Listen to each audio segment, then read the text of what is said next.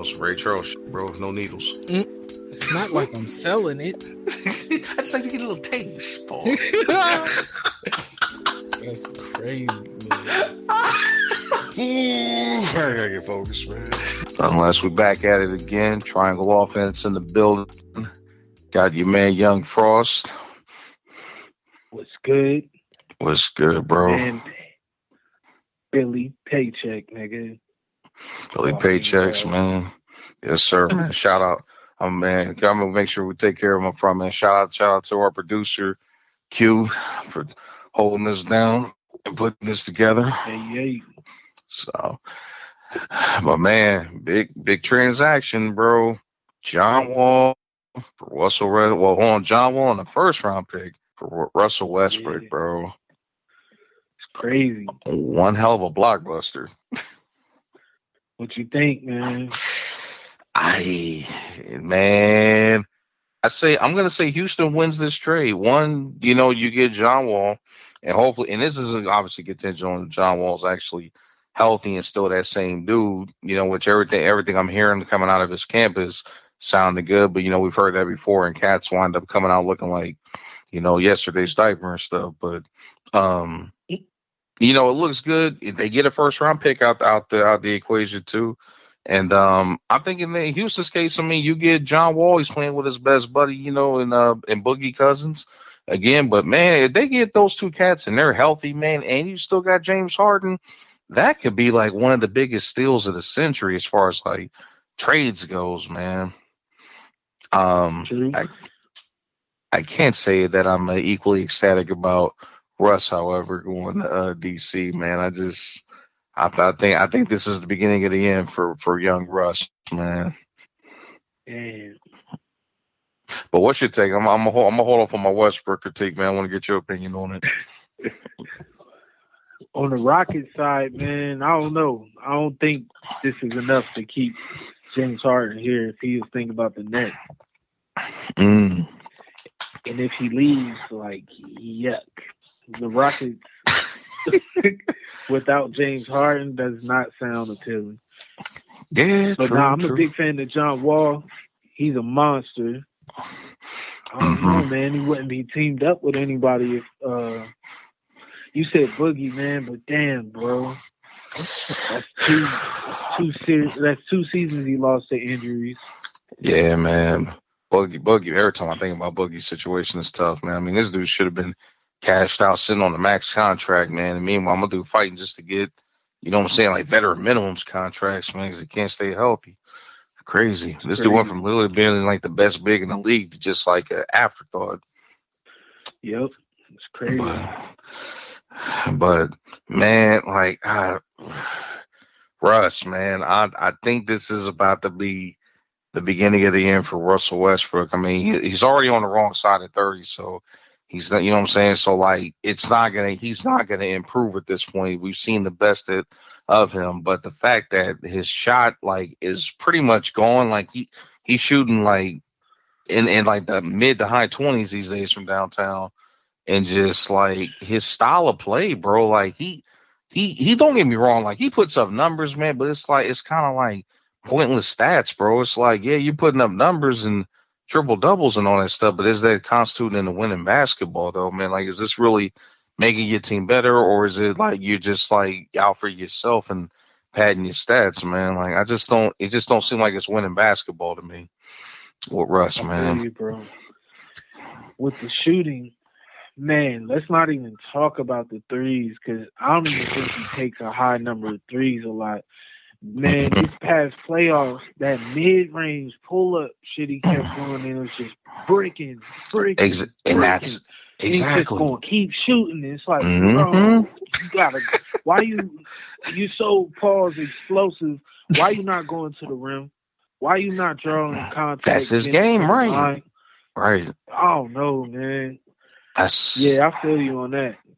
Yeah, man, like he's determined to play his way, man. And for me, it's like I appreciate like the fire that he plays with. I appreciate the whole competitive thing, but at the end of the day, man, like the greats, man, they adjust their game as they get older, man, and they realize like, look, okay, I'm deficient in this area. What can I do to, keep myself like, in the game, like, I mean, go back and look at Vince Carter, for example. He couldn't like, take over games like how he used to, but he wasn't out there like, able to get to the rim and punch on cats like how he used to. So he got it. He got the three ball together. He got the jump shot together, and was like, okay, I can still like put up points and get to the rim on occasion, but I also want cats to respect the jump shot, man. Like the greats, man, they find ways to evolve and stay relevant. I just think for him, man, like you can't shoot. The athleticism is going to dwindle at some point. You're not gonna be out there like dunking and like, getting to the rim forever, man. Like, at some point it's going to like start to, injuries, all that stuff's going to catch up to you. And like you said, his bread and butter at one point was that midi, and now he can't even hit that consistently. I might have to agree, man. It's sad to say because he's one of the most entertaining players. Mm-hmm. But, and even with that competitiveness, like you're saying, like you can't play with that fire and be that competitive, but at the same time be stubborn and to the point of the detriment of the team. Like exactly. Yeah, man. Yeah, I don't see. I'll give him, man, like maybe 2 to 3 years of more of like effective basketball to the point where like he's still considered a superstar. After that, bro, it's going to be like. He could be the next Allen Iverson, man. And I love me some AI, man. I feel AI is one of the GOATs, man. But you can't deny how his stuff ended in the end, man, and how he went out. Nuggets, though. They definitely played him on the Nuggets for sure. It was a good situation, and they played him. But after that, it's like those teams needed him to adjust his role, and he just wasn't hearing it. You know what I'm saying? And once your market value goes down, bro.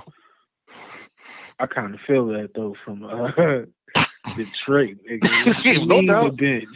Yeah, no doubt, man. Rodney Stuckey was garbage, man. That if we ever do it, if we ever bring him up on Cash versus Trash, man, he's definitely getting the trash roll for me, bro. Like I never thought Rodney Stuckey was dope. Me either, bro. And then this nigga Iverson still averaging like 26 points a game. You still capable. Yeah, man, playing behind in favor of Rodney Stuckey, bro. Like, he might have an argument with AI in Detroit. Oh, but yeah, man. But like, I look at back to Russ though, bro. Like, they're like outside of that trade, bro. There was no market for this guy. Like, teams were calling, man, but like the offers that Houston was fielding, bro, it just wasn't like it wasn't worth nothing, man. And I'm like.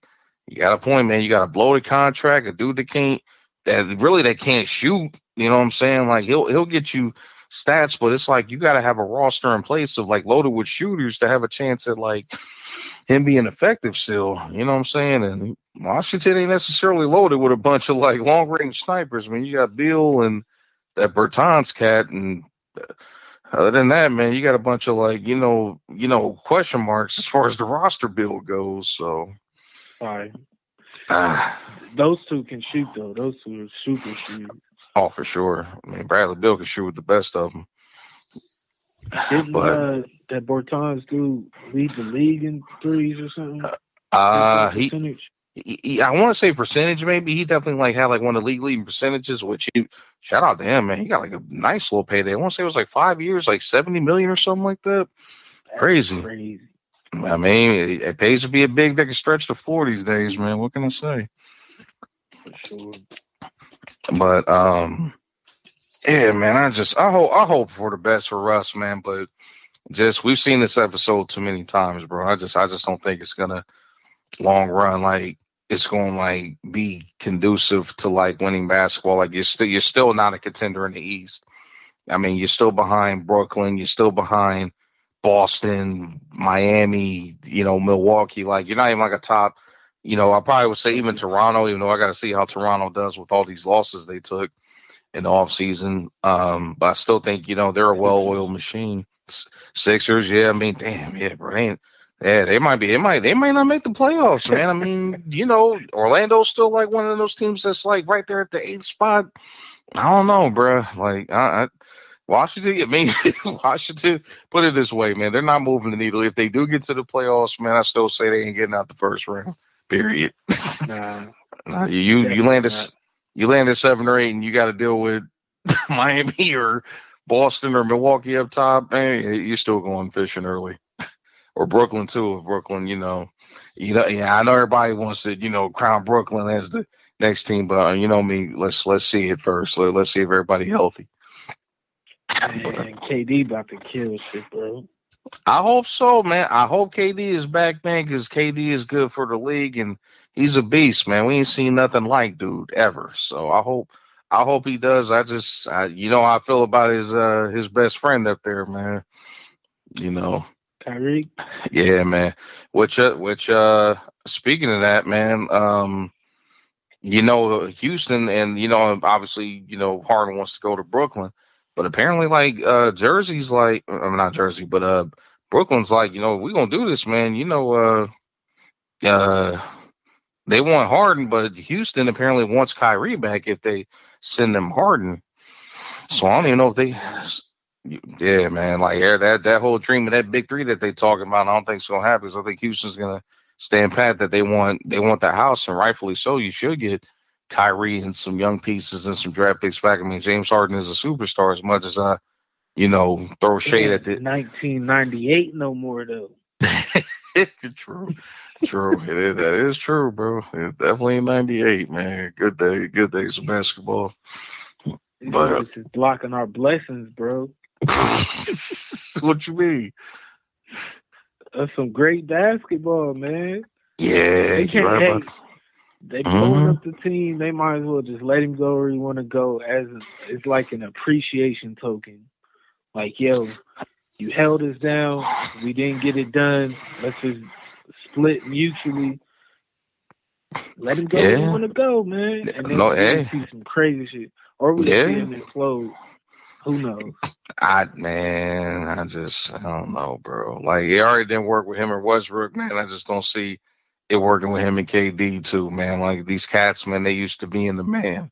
And Westbrook wasn't really coming to the table like Westbrook on that hmm team for real. true, also true. And not to mention, man, he got traded there. He had no intentions on leaving OKC, man. It was a business move that was made. So I kind of feel for Russ in that regard. Like he committed to, and that's why I hate when you start talking about the business of basketball. Like I hate that teams got that kind of control. Like when the guy commits to you, but all of a sudden now because he's not, you haven't had the success that you wanted to have. Now you got to make a business decision on the guy that's like, you know what I'm saying? Like out of all those guys that bounced and bailed, he said, I'm staying. I'm committing to this team. You know what I'm saying? Like, but, I guess that's why Sam Presti's the GM that he is. That's why he's sitting on 18 something first round draft picks, man. It's all about the business. Yeah. I will say, with KD sniping, Harden sniping, and then Kyrie sniping, that sounds crazy to me. I tell you, man, if they can share the basketball better than what that 2012 OKC team could, man, and for me, I think if somehow they pull that trade off and keep Kyrie, it comes down to Kyrie, man. He's the X factor. Can he be a natural point guard for that team, or can he evolve his game and be cool with playing off the ball? Sometimes like how he did in Cleveland with LeBron. Like, can he adjust to that role and be comfortable in that role? You know what I'm saying? Instead of being that dude that's got to cook with the rock, man, because Harden likes to dominate the ball. KD likes to dominate the ball to some capacity. And Kyrie obviously loves to dominate the ball. Like the dude, I can't think of a higher usage player outside of James Harden than Kyrie. Maybe Russ, but I can't think of nobody else outside of them two cats, man. It just has to like have a rock in their hand. But I don't know. See, I mean, if they adjust their games, bro, I mean, they should win championships. Like that's just a lot of that's just unstoppable offensive firepower right there. But I mean, like unstoppable offense. You got three guys that literally nobody can guard in the league. Killing shit. They were killing shit. And killing shit. and Mike D'Antoni offense again, bro. Like all offense, no defense. Hey man, it works It- until the big show. Hey, it all works until you run out of bullets, and it seems like they always tend to run out of bullets at the worst time possible. Hey man,